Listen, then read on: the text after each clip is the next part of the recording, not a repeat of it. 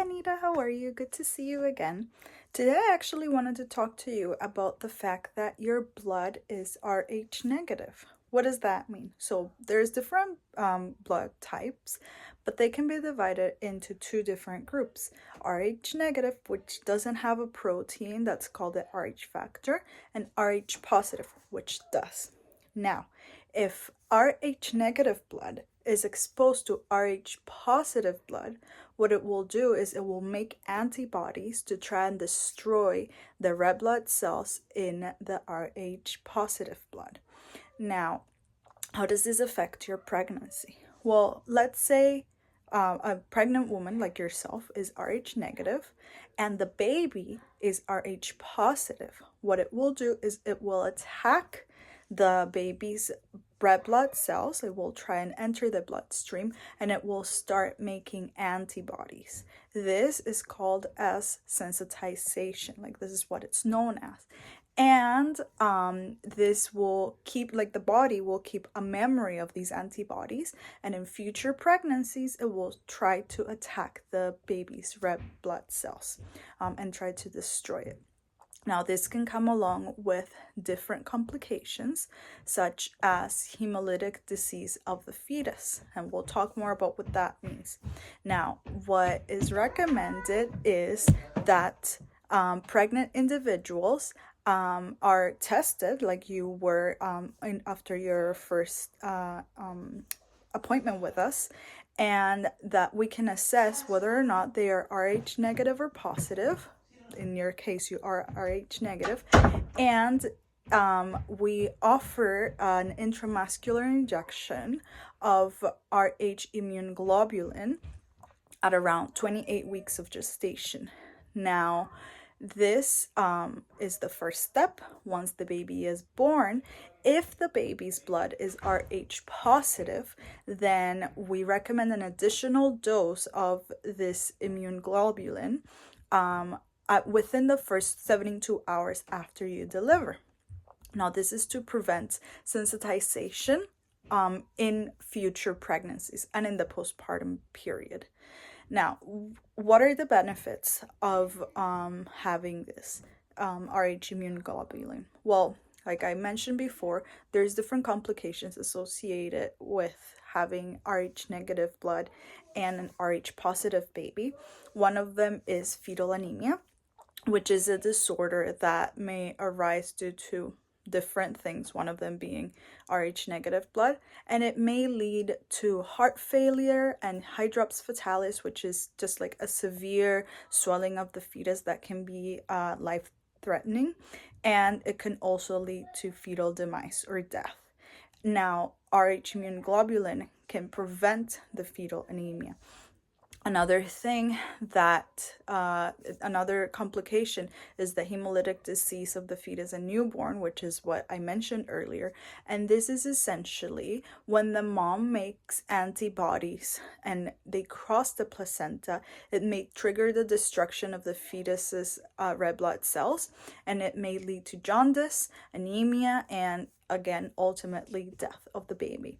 And again, rhesus immune globulin can help prevent the mom from creating these antibodies and attacking the fetus. And obviously it can also help with future pregnancies because once if the body doesn't make these antibodies, then it won't attack future babies and future pregnancies. Do you have any questions so far?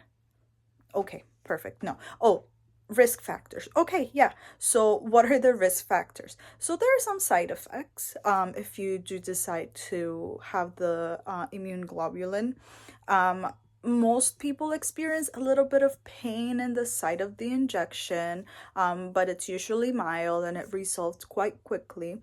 Some people have a little bit of a headache, some flushing, maybe mild fever, and just generally not feeling super well. However, this is a blood product, and all blood products do carry a small risk of triggering an allergic reaction. If it's a very severe allergic reaction that blocks the airway, this is called anaphylaxis. However, this is very rare. And honestly, information on the rate of adverse side effects is limited, but there hasn't really been many reported. Now, another thing is we will talk about a sugar test later on, but one of the things that we think about is if this Rh immune globulin was stabilized in maltose, it may interfere with you monitoring your blood sugar, but we will talk about that at another moment. Do you have any more questions about this?